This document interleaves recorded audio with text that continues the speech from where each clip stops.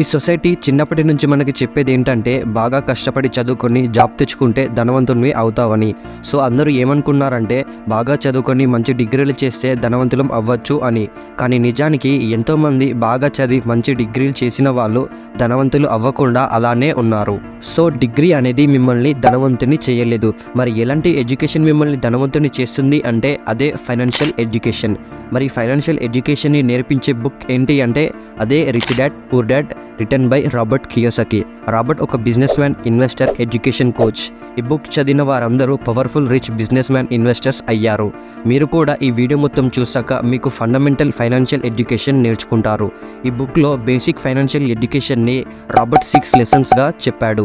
So ఈరోజు వీడియోలో అసలు అంతగానం ఆ బుక్లో ఏముంది, ఒక కామన్ పర్సన్ని కూడా సక్సెస్ఫుల్గా ధనవంతునిగా చేసేలా ఆ 6 పాఠాలలో ఏముంది, వారందరూ ఏం నేర్చుకున్నారు అనేది డీటెయిల్గా ఈ వీడియోలో చెప్తాను. సో వీడియోని ఎండ్ వరకు చూడండి.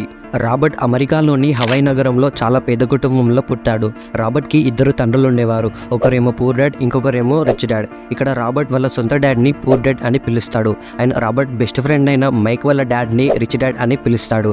ఇక్కడ రాబర్ట్ వాళ్ళ సొంత డాడ్ అంటే పూర్ డాడ్ ఏమో చిన్నప్పటి నుంచి మంచిగా చదువుకొని 3 ఏళ్ళు డిగ్రీ చదివి ఆ తర్వాత PhD చేశాడు. ఆ తర్వాత ఒక మంచి టీచర్ జాబ్లో చేరాడు. ఇంకొక పక్క రిచ్ డాడ్ ఏమో 8వ తరగతి కూడా చదవలేకపోయాడు. స్కూల్ నుంచి బయటికి వచ్చేసాడు. వాళ్ళిద్దరూ వాళ్ళ జీవితాలలో పైకొచ్చారు. ఇద్దరు కష్టపడి పనిచేశారు. ఇద్దరు డబ్బు బాగా సంపాదించారు.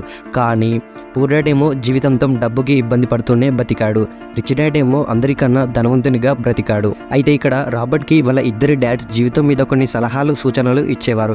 కానీ వాళ్ళిద్దరూ వేరు సలహాలు ఇచ్చేవారు. అవేంటో చూద్దాం. ఒకరేమో మంచి మార్కులు తెచ్చుకుంటూ కష్టపడి చదివి ఒక డిగ్రీయో లేదా ఒక బీటెక్ చేస్తే మంచి కంపెనీలో ఒక ఉద్యోగం దొరుకుతుంది అనేవాడు.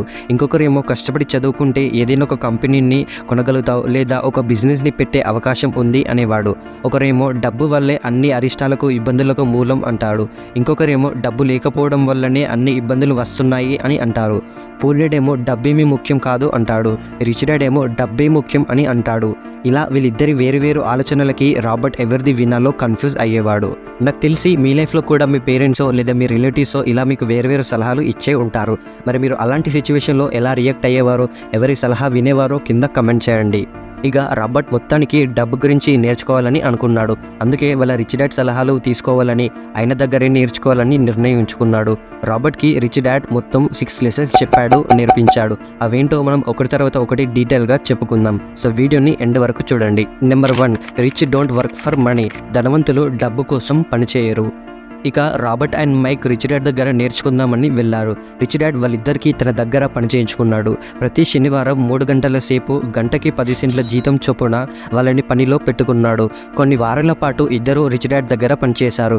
ఒకరోజు రాబర్ట్కి రిచ్ డాడ్ దగ్గర పనిచేయడం చిరాకు పుట్టి, విసుగు పుట్టి పని మానేయాలని అనుకున్నాడు. అప్పుడు రిచ్ డాడ్ అంటాడు, అతన్ని అలా పని చేయించడానికి కారణం రాబర్ట్ కూడా అందరిలాగా డబ్బు కోసం పని చేస్తాడా లేదా అని. అలాగే మన రియల్ లైఫ్లో కూడా చాలామంది వాడెవడి కిందనో ప్రతిరోజు 7-8 గంటలు పని చేసుకుంటూ బ్రతుకుతారు. వాళ్ళందరూ డబ్బు కోసం పనిచేస్తారు. ఈ జాబ్ చేసే వాళ్ళందరికీ రాబర్ట్ లాగానే విసుగు పుడుతుంది. వీళ్ళందరూ ఏమనుకుంటారంటే ఇంకా ఎక్కువ కష్టపడి పనిచేస్తే ప్రమోషన్ వచ్చి ఎక్కువ శాలరీ వస్తుంది, ఇక వాళ్ళ సమస్యలు మొత్తం తీరుతాయి అని అనుకుంటారు. కానీ వాళ్ళందరికీ అర్థం కానిది ఏంటంటే జీవితాంతం డబ్బు కోసం పనిచేస్తూ ఉంటే ఎన్ని ప్రమోషన్లు వచ్చినా, ఎంత శాలరీ వచ్చినా సమస్యలు అస్సలు తీరవు. వాళ్ళందరికీ ఫైనాన్షియల్ ఎడ్యుకేషన్ లేకపోవటమే అసలు సమస్య అని గ్రహించలేరు. ఈ జాబ్ చేసేవాళ్ళు, జాబ్ చేయాలనుకున్న వాళ్ళ జీవితం ఎలా ఉంటుంది అంటే రోజు పొద్దున్నే లేవటం, ఆఫీస్కి వెళ్ళటం, బిల్లులు చెల్లించటం, లేవటం, ఆఫీస్కి వెళ్ళటం, బిల్లులు చెల్లించటం, ఇలా వాళ్ళ జీవితంతో మొత్తం తిరుగుతూ ఉంటుంది. దీన్నే రాబర్ట్ ర్యాట్ రేస్ అని అంటాడు.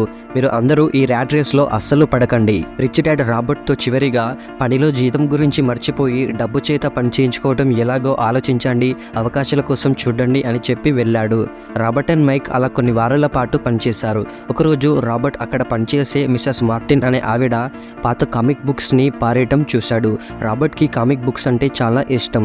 ఆ పాత కామిక్ బుక్స్ని తనకి ఇవ్వమన్నాడు రాబర్ట్. ఆ పాత బుక్స్ని మైక్ వాళ్ళ ఇంట్లో ఒక రూమ్లో వాటిని పెట్టి ఒక లైబ్రరీగా మార్చారు.